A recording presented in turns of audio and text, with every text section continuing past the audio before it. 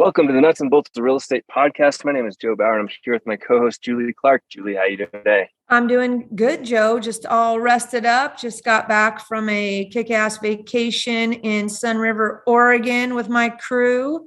A lot of cliff jumping, river floats, bike riding, all that jazz.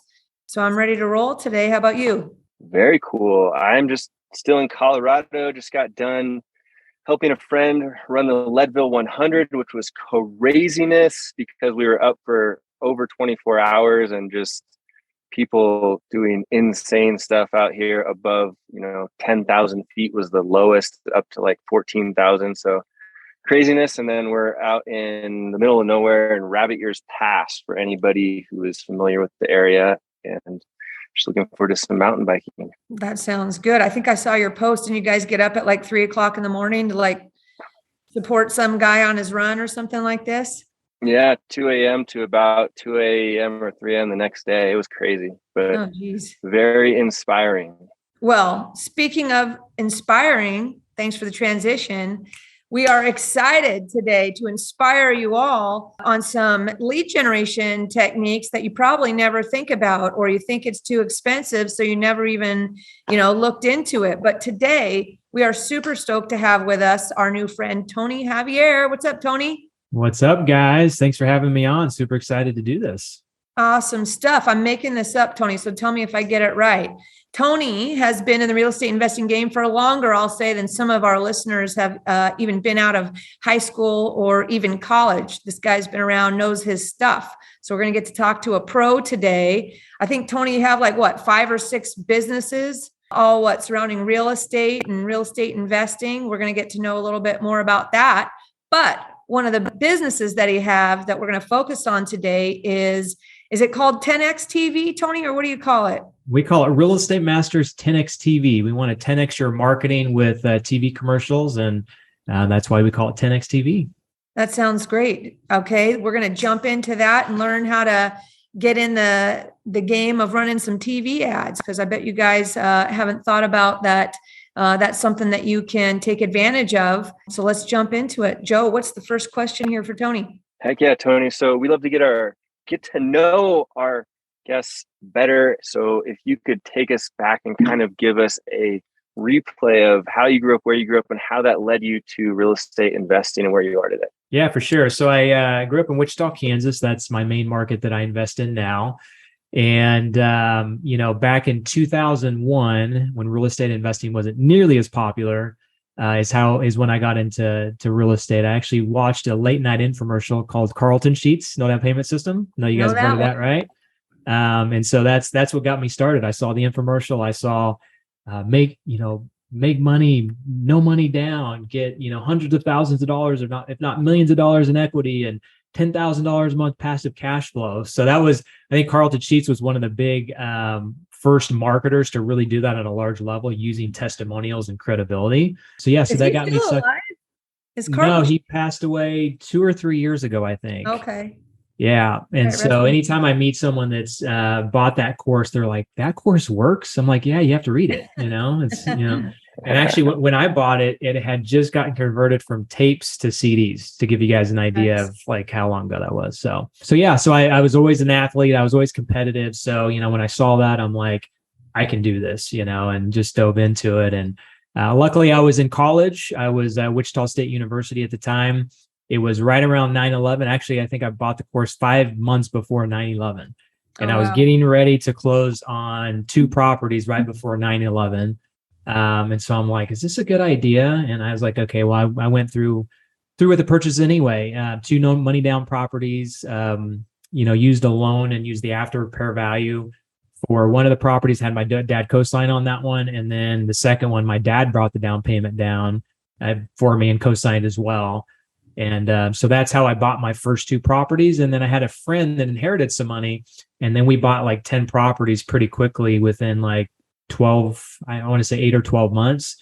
And I had hundreds of thousands of dollars of equity in properties and I didn't use any of my own money. So that's kind of how I got started and what jumped me into the game. Would you say that you failed forward, or did you knock it out of the park to start? Oh man, I knocked it out. No, I'm just kidding. No one knocks it out of the park when they first start. No, even I've been in the business 20 years now, and it literally took me probably 12 years to finally feel like, okay, I'm finally figuring this out. Because I compare my first 10 years to the second 10 years because they're dramatically different. First 10 years was just throwing stuff against the wall. If you said you could work and you could breathe, I hired you. Like it was just a ton of mistakes. And back then we didn't have podcasts. We didn't have, I think YouTube came like 2006 or seven, Facebook saying, about the same time. So first 5, 6, 7 years I was in business, I didn't have all of the stuff that we have now. And so I just kind of learned it on my own, and I didn't really ask for help, which is one of the top things that I tell people to do when they first start is like, get a coach, get a mastermind, like get plugged in, because it's going to be a journey and you need to not do it alone. So yeah, I just made a lot of the wrong mistakes the first 10 years, hired the wrong people, did business with the wrong people, tried to do too many things myself, worked on things that I shouldn't have worked on, that I should have hired out. And this last 10 years have been a lot smoother. And especially the last few years where, like you said, I own 5 or 6 businesses now. A lot of them doing pretty good, big things and making very big impact. And I'm done working at 5 o'clock every day. Whereas the first 10 years I was working until 7, 8, 9, 10 o'clock, sometimes even midnight, because I thought that's what I needed to do. And I was cleaning up other people's messes from hiring the wrong people. And so, yeah, it took me quite a while to start feeling like I figured things out. But now there's so much education and information out there that I hope that those that are listening plug in and get the right help, so they're not making the same mistakes I did. I was going to ask you, so you've been in the game quite a long time. During that, what are we saying, 20 years here, what do you think has been like the top things that have changed about the business?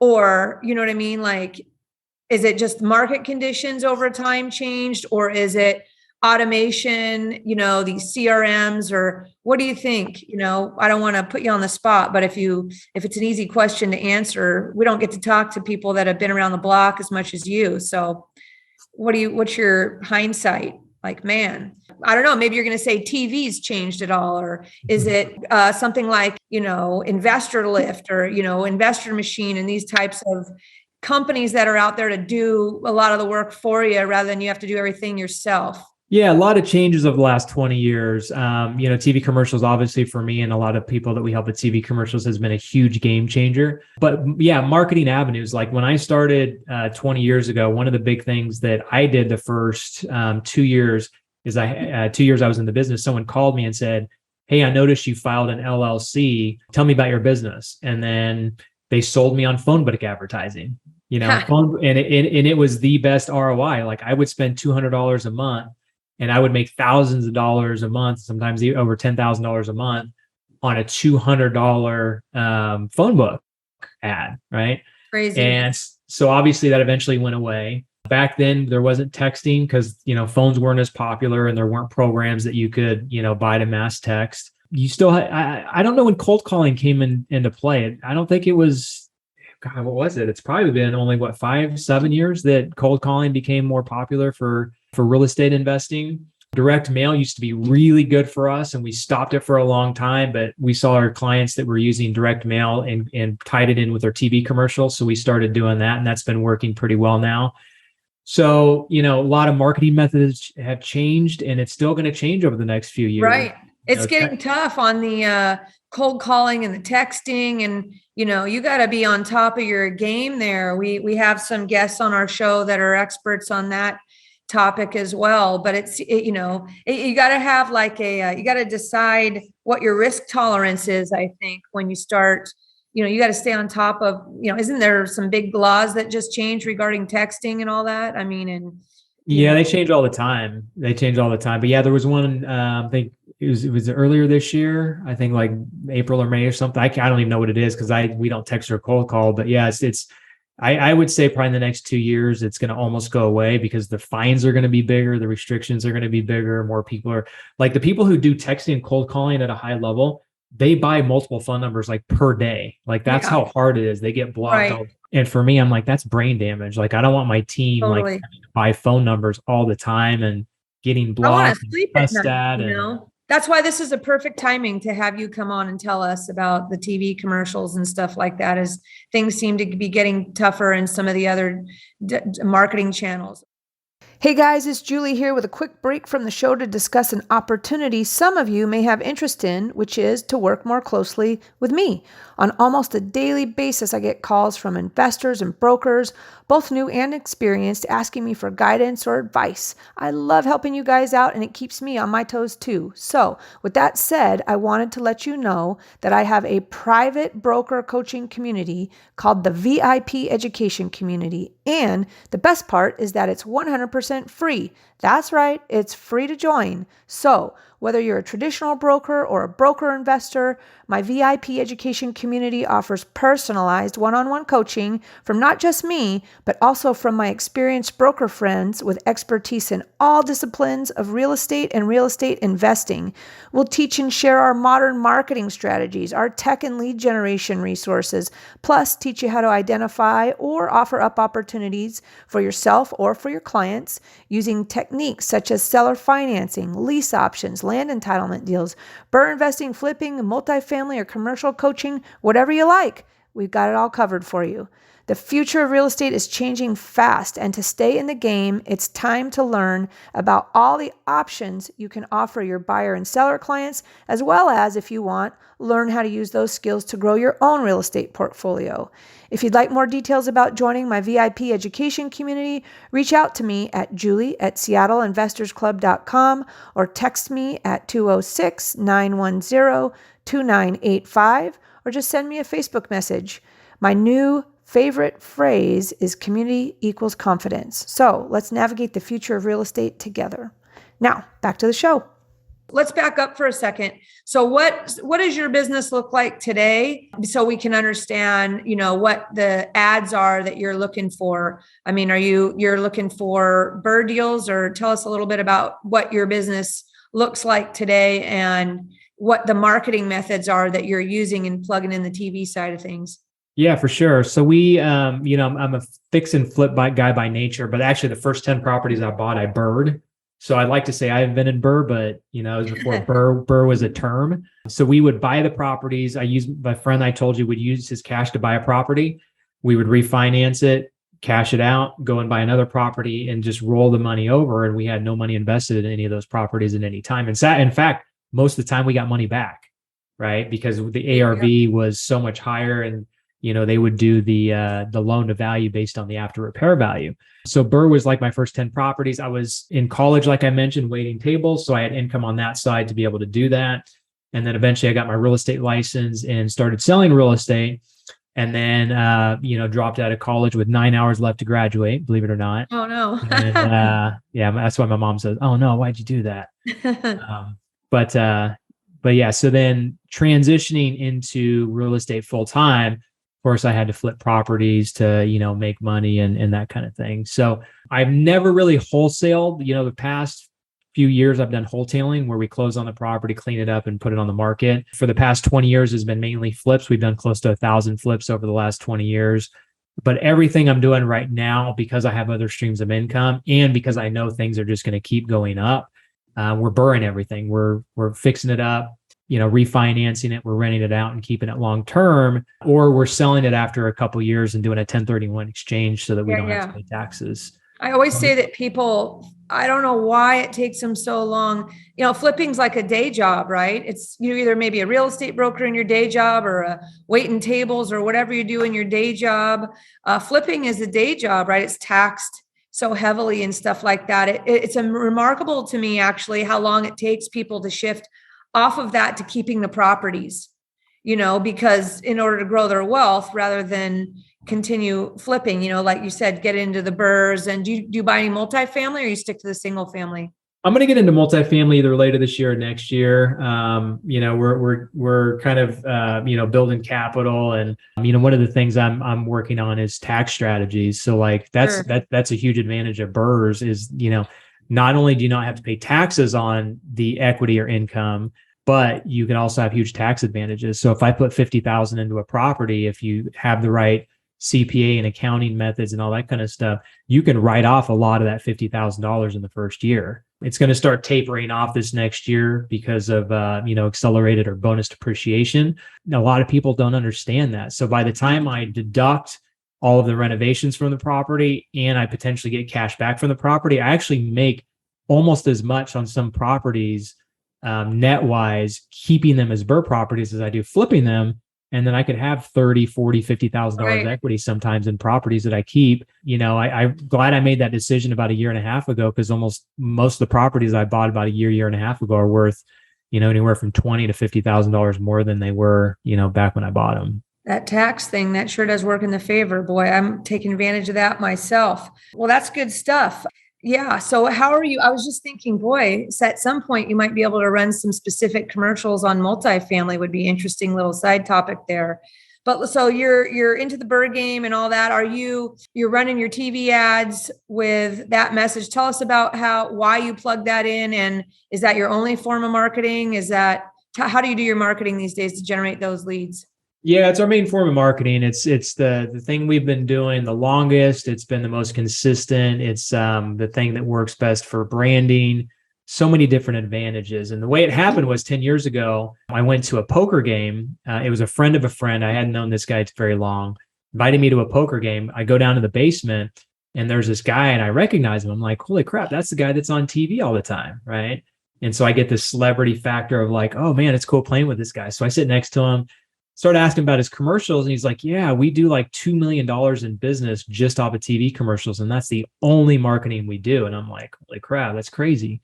And he's like, let me hook you up with my media guy. He's the one that helps you with my commercials. So I'm like, okay, cool. So my personality, of course, the next day I call him and I'm like, hey, here you're the commercial guy or, TV guy. So long story short, within 30 days, I'm on TV, profitable my first month, and been knocking it out of the park since. It's been, it's built a ton of credibility for me in my market. I live in San Diego now. I used to live in Wichita, where I was born and raised. Yeah. I was fortunate enough to get my business set up where it didn't need me anymore. So I moved somewhere way more fun. So when I go back to Wichita and visit, like there's people that recognize me all the time, and they treat you way differently knowing you're on TV, right? They're like, oh, so you're running your ads in Wichita, not in San Diego, right? Right. We do Wichita and we do a bunch of other markets as well. But Wichita is where I started 10 years ago. So yeah, we realized how good it was doing for us. And I had people over the years who were like, why don't you show other people what you're doing? And we're like, well, I don't know what that looks like. So finally, someone's like, why don't you just test it? Why don't you just see if you can help a few people, see how it works, and see if it works in other markets? So I called my media guy and I said, hey, he's been in media for 20 plus years. He's like, yeah, I buy ads all over the country. So basically we took all my data of like what shows worked and, our scripts and all that kind of stuff, reached out to about 10 real estate investors I knew, and 8 jumped on board and said, yeah, we'll give it a shot. Sweet. And it just crushed it for them. And so I'm like, okay, we're on to something. So then we decided to start reaching out to other people and marketing it and saying, hey, we can help you with TV commercials if you want to build a brand, if you want to quit, banging your head against the wall and all the other stuff that takes so much time and effort. What we do is a lot more automated, and we do pretty much, everything for them, so they don't have to figure out how to implement the marketing method. And so as we started seeing our clients do really well with TV commercials, we're like, okay, why don't we start plugging them in ourselves and start, marketing in other markets? So now we have JV partners around the country where we're participating in the ad spend, we're funding the deals, and now we have a business that is easily scalable, opposed to if we had other marketing methods, it wouldn't be quite as scalable. That is awesome. I mean, I haven't heard anybody else doing that. So you're saying, your business model now is to, you actually partner up with some of your clients that want to do that in other markets, and you have a funding company. So you're helping them run the ads. You're helping them with the ad spend. I imagine not everybody, but in certain cases that there's a match. And then you guys are JVing those deals, and you're providing the gap funding on those, like the equity portion, I guess. Right. Yeah. You hit it pretty much on the head. So most investors that are experienced want to do the commercials themselves. It's like there's no reason to split the ad spend and all that kind of stuff when they can do 100% of the deal. Right. The ones that JV with us are those that typically don't quite have a sales team, don't quite have the funding together. They're a little bit newer in the business. We have I guess we have one that's a little more experienced in the business, with our resources, with our funding, with our ability to be able to underwrite the deals and make sure they're good deals, and just building businesses in general. Those are the ones that like to JV partner with us. And we like those too, because then we could spend, a little bit of amount of money with them, have my team help coach them through the process and analyze deals. And all of a sudden we've got, multiple markets we're investing in, and we're not having to start from scratch ourselves and run the operation. It's our JV partner that's doing most of it. Sounds awesome. So I think the big elephant question in the room is, everybody would think, oh, that's got to be expensive, or geez, it sounds like there's a lot of moving parts. So break it down for us. Like, what does it cost to do something like that? If you can share all that with us, we won't ask you your secret sauce on your channels and all that other stuff, because you guys can obviously hire Tony's team to give you all those details, but share with us as much as you can about the process. Like, I call you up, I go, Tony, let's go. I'm in Seattle. That's probably super expensive. I don't know. Does it work in all markets or not? Because you just get priced out. Yeah. So the great thing about TV commercials is there's a high barrier of entry. So first of all, most people don't think about TV commercials, right? Even some of the most experienced investors that I've talked to that are like, I've never heard of TV commercials for finding motivated seller leads. So most people don't think about it. If they do think about it, it's too expensive. Like, I've had really smart people try and figure it out, and either they stop because it's like they don't know what scripts to write, they don't know who to call, what shows to be on. There's so many different pieces to put together that if you don't do them all right, you're going to throw money down the drain, especially if you go to the station yourself. You go to the station yourself, they're going to sell you the most expensive package that makes them the most money, and they have no idea what your clientele is, right? If you're a heat and air person, they've done that before, but real estate investing is a whole new thing. So low barrier, high barrier of entry, which keeps a lot of people out of it. Texting, cold calling, you can listen to a podcast today and be an investor tomorrow. You know what I mean? Yeah. Along with the 1 million others doing the exact same thing, right? Totally. Absolutely. So with our program, like, I have done all of the hard work to like test different things, and we've tested the expensive stuff and we've tested the cheap stuff. Luckily, a lot of the cheap stuff works. You just have to know what it is. So we plug that in, and then we what have does cheap stuff mean? Does that mean like spots or? I'm sorry. Yeah. Cheap spots. So like, for instance, if you want primetime news, you're going to pay anywhere from, depending on your market, anywhere from 150 to you could probably pay $1,000 commercial in some of the bigger markets, right? Just for one 30-second spot, right? Whereas we don't, if we can get some of that primetime stuff for a good price, we'll do it. But a lot of our commercials we're getting for like anywhere from $1 to $15 a commercial. Ooh. So not only are you spending less money because we're able to negotiate good rates for you, but you're also hitting a lot more people than if you were to go to the stations and say, hey, get me on prime time or whatever.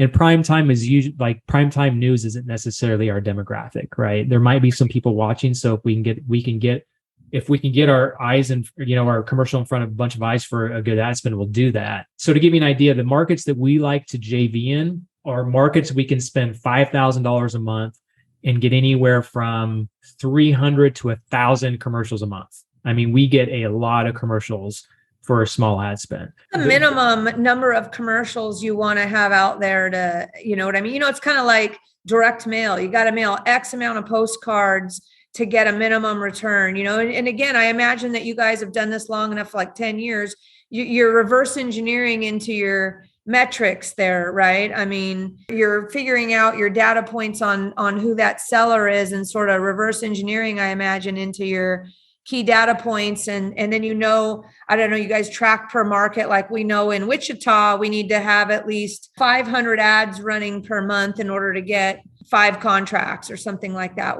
Is there something like that? I mean, we don't have it dialed down that much, but we know based on the size of the market of how much you should spend, because we know that there's 5 stations that have the shows that we know work. So in order to get on 2, we want at least 2 stations. So to get on at least 2 stations, there's a low, minimum ad spend.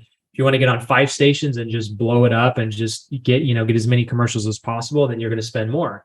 So that when I say 5,000 a month, that's, usually on the low end of that market, but it still produces a lot of results. So we have clients, for instance, that they spend $5,000 a month and are making 50 to 100 grand a month consistently on their TV commercials. Yeah, I and bet. when I started seeing that number, I'm like, crap, if I could even plug in TV with a JV partner, they're making 20 grand a month and I don't have to do anything.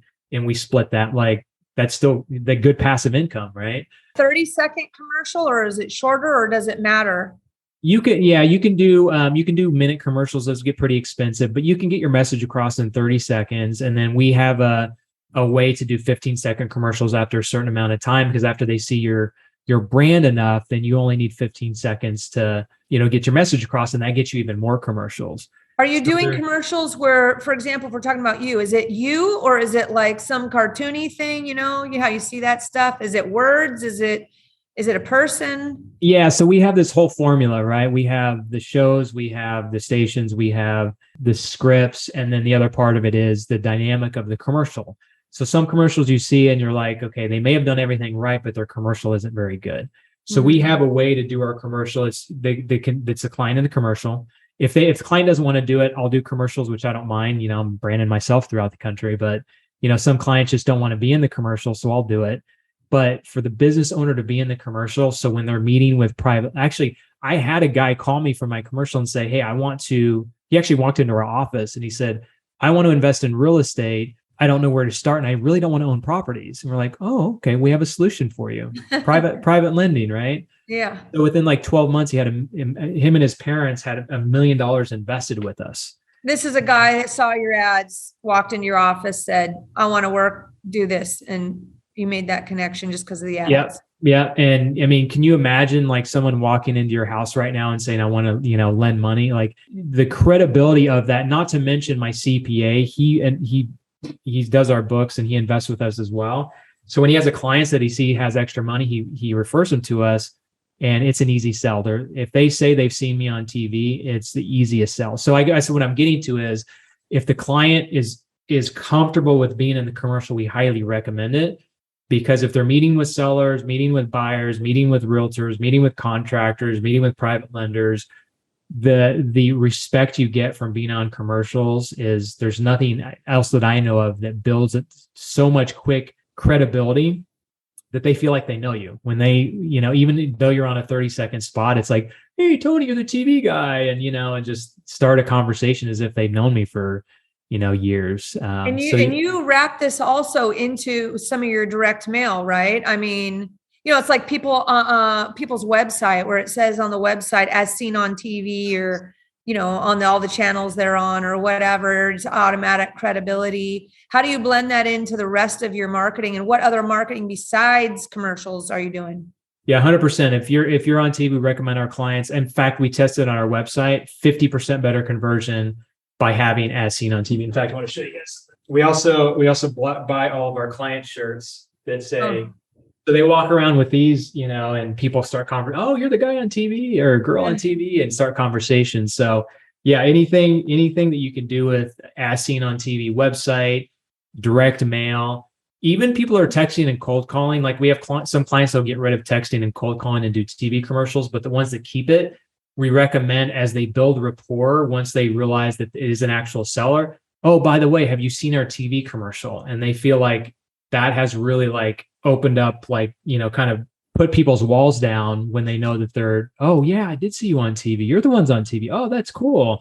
And the conversation is just so much different. Right. So anything you can brand with as seen on TV, no doubt about it. That happens to me. I just have a podcast that's somewhat popular, and I've had people basically recognize my voice, and it's just instant credibility just because they think because of this podcast or whatever. And Seattle Investors Club, thanks a lot, Joe. It does help for branding. How do they get started? I know it's $5,000 a month spend, or, it could be more or less, or whatever it is, right? Could it be less than $5,000, or is it $5,000, or it just depends on the market? Yeah, $5,000 is our minimum ad spend. We do have some small markets where even if we spent $5,000, it would be a little bit overkill. Those are the really small markets. But I would say, I meant to run those stats, but I would say probably 50% of the US, I would say you could probably start with $5,000 a month. Some are going to creep up into the $7,000 to $8,000. You have some bigger markets like a Seattle, you'd probably want to spend more. There's some markets where you're going to want to spend at least $10,000 a month, maybe 15. But most markets, $5,000 a month is a sufficient ad spend to get hundreds of commercials a month. What's the type of lead flow from your experience? Are we talking about 10 leads, 20 leads, 50 leads? What are we talking about? It's all over the place. Depends on how much you want to start out with. Like we have some clients that have come out of the gate. We have one client that he opens up multiple markets and he'll spend 20 to 30 grand minimum in some of these markets. Yeah. And so he's obviously going to get way more leads than someone who starts with 5 to 10 grand. But to give you an idea, our JV markets that we're doing, we're typically getting on the low end 20 leads a month. And these are high quality leads, right? These aren't like texting and cold calling leads where you're having to convince them to sell. They're calling us saying, hey, we saw you. They're actually trying to convince us to do business sometimes. And so we're looking at, 20 leads usually on the low end and then, 40 to 60 on the high end. And again, it's going to depend on your ad spend. It's going to depend on a lot of different factors. But we do have some clients that will launch in their first month. They get 50 to 100 calls, like right out of the gate. It's pretty insane. And then sometimes that carries for a few months and then kind of tapers down. And, the cost per lead is going to be a little bit higher again, because you have a higher quality lead, but the ROI, I mean, most of our clients are doing 5 to 10 times on their ad spend.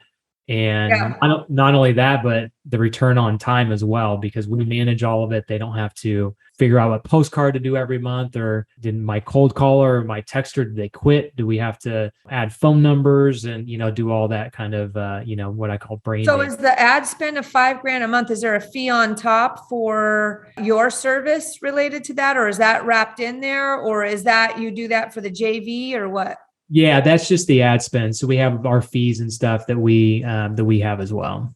What are your fees? How does that work? Well, they change from time to time. So if someone wants to book a call with us and talk about it, we'll get on a call. We have some different fee structures. So if someone wants to, contact us and talk about fees, we can talk about that.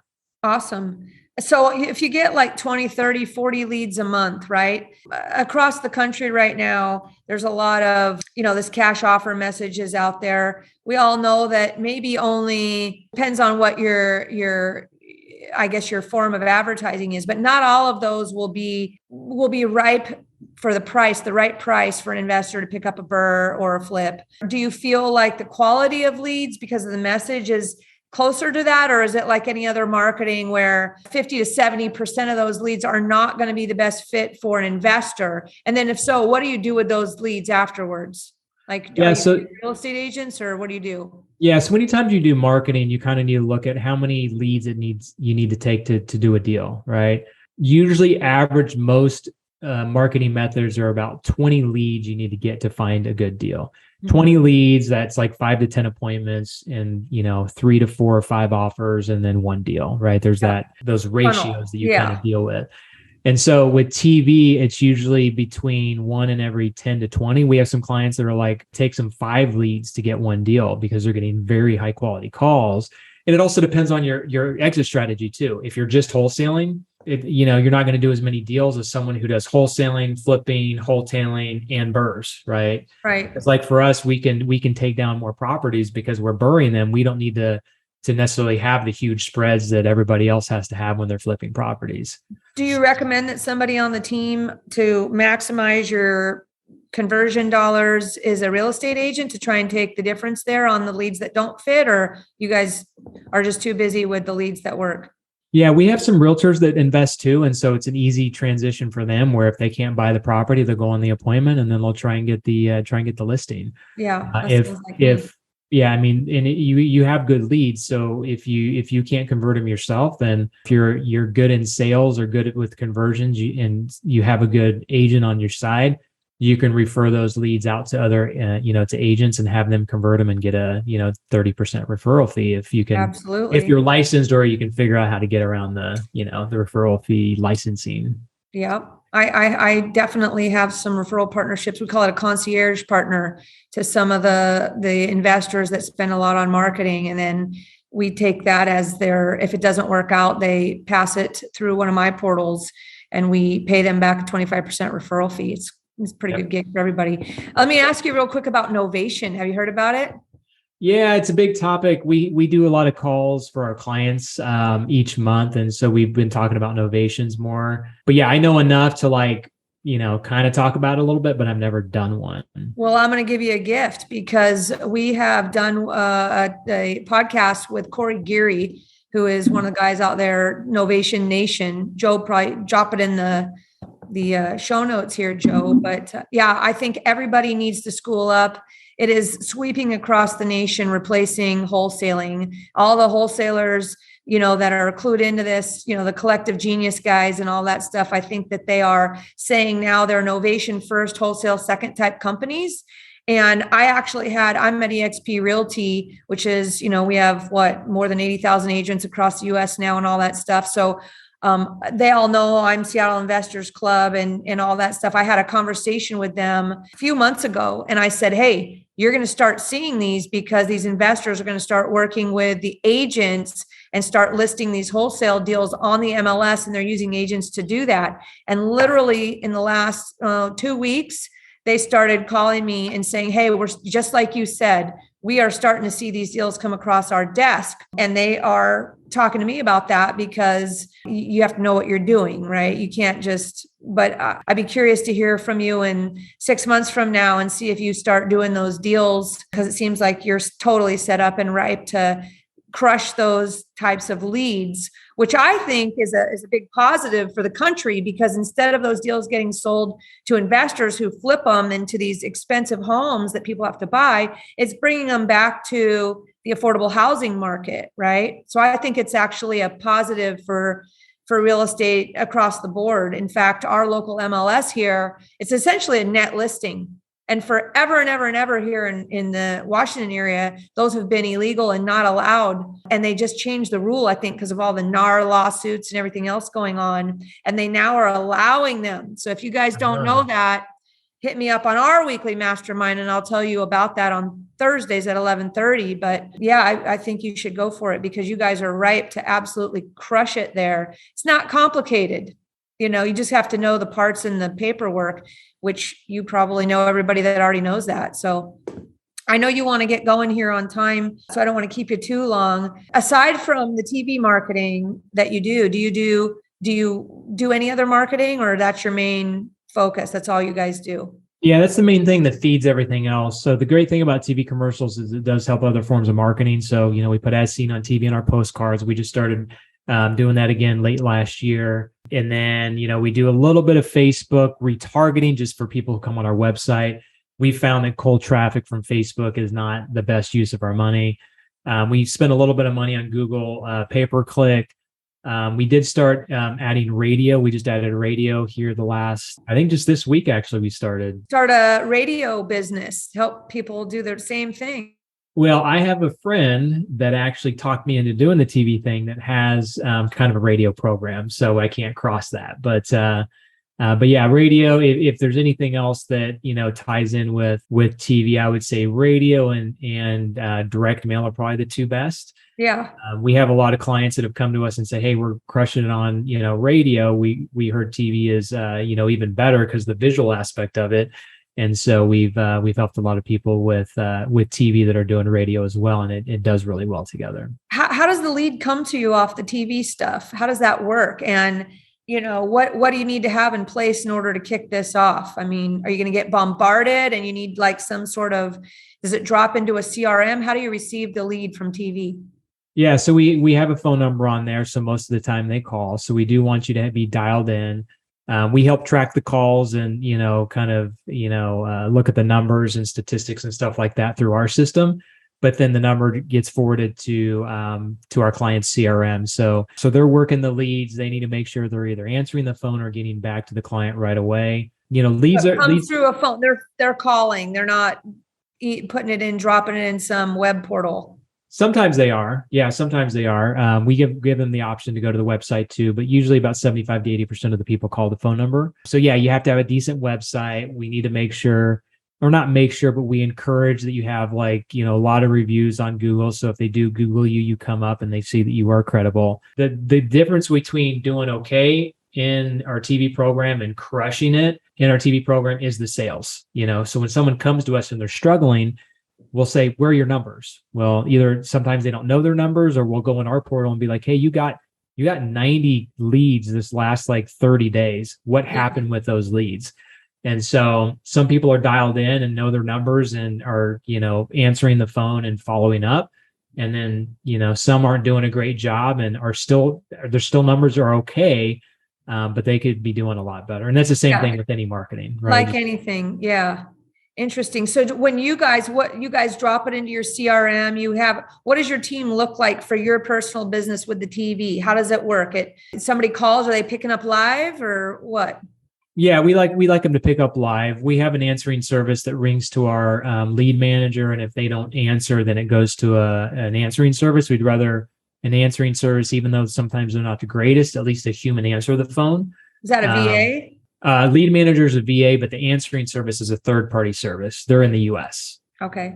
Yeah.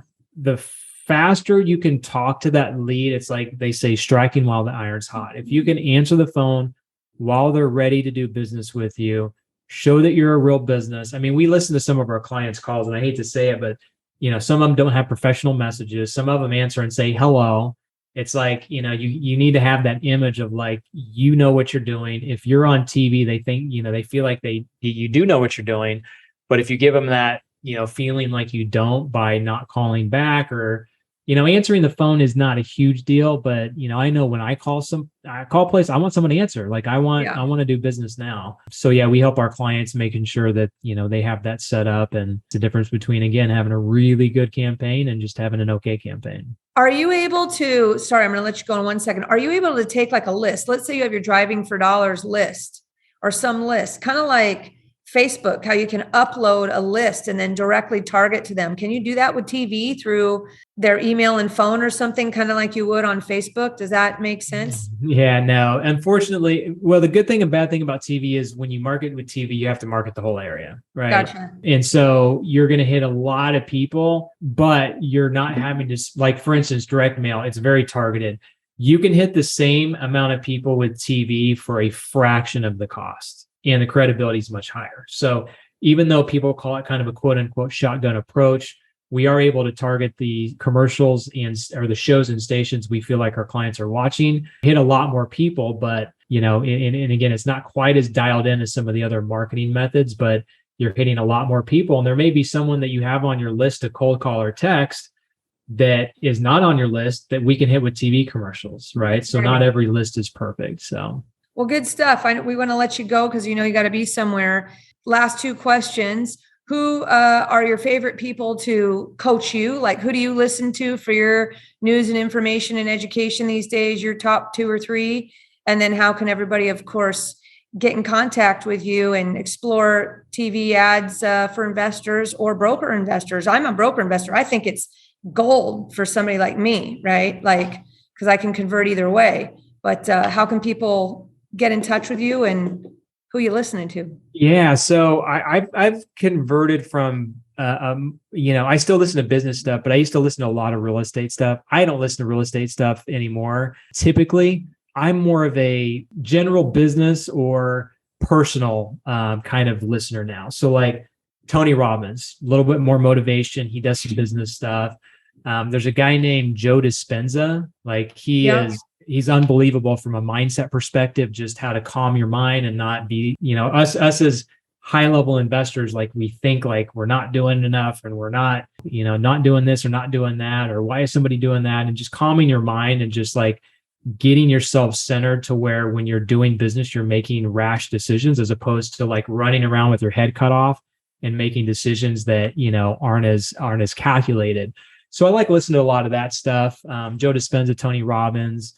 Lewis Howes has a great podcast, and he talks about, or he has guests that come on to talk about, mindset or, how to, sleep better, eat better, and all that kind of stuff. So for me, personal development, I think is the things that I like to listen to the most. And then if you guys want to get a hold of me for, the TV commercials, remtv.com goes directly to our TV website. So it gives you a little video and perspective of what the TV commercials are and what we're doing.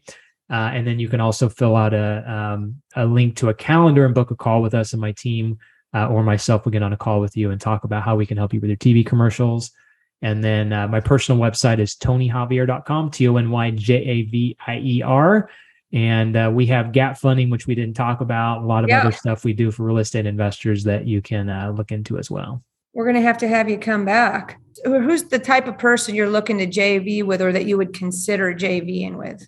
Yeah, it's one of two usually. It's either someone that's newer in the game that has some business experience and who we feel like is coachable, teachable, and has what we feel like is good to kind of get to that next level. Actually, that's really it. I mean, it's someone that, is getting in the game. Hopefully they've done some deals so they kind of have an idea. We're not here to teach someone brand new, like how to start investing in real estate. Yeah. We want someone that has some education, hopefully has some deals under their belt where, they just have tried some other things and they haven't worked, and we can plug in TV commercials and get them leads right. Because it's crazy. Some people spend 50 to 75 grand on coaching on one product. They're getting no leads. And then with us, we're actually, participating with them, and they're getting leads right away. And then, they can figure out how to do the deals, or we can help them, go through them. So we love that joint venture partnership because it really, it's a great source of business for us. And it also helps other people as well get going. Can't wait to put the word out about this, Tony. Thanks for joining us today. Super excited about this topic, and I'll be looking into it more myself because I think you're onto something there. Congrats for being the guy in the room that is doing that. I haven't even looked to see if there's anybody else, but apparently you're the guy because we're talking to you. Thanks for joining us today. Joe, anything else? Where can people find the details of today's podcast? We're going to call this one, if it sounds good, Lead Generation Using TV with Tony Javier. There you go. Heck yeah, guys. You can get all the show notes and the links that we mentioned today by going to seattleinvestorsclub.com/166. And if you enjoy this podcast, we'd love you to hit that like button and consider subscribing. Thanks, Tony. Good stuff. Thanks, Tony. Cool. All right, Thanks, guys. Hope to see you all at 11:30 on Thursdays to join us on our mastermind. We can talk more about this, and we'll catch you soon. Thanks, Tony. All right. See you guys. Thanks a lot. Thanks for listening to the Seattle Investors Club podcast. If you have questions that you'd like to have answered on the show, shoot us an email at info@seattleinvestorsclub.com. Now go out, take that action, and build that real estate business. Thanks for listening.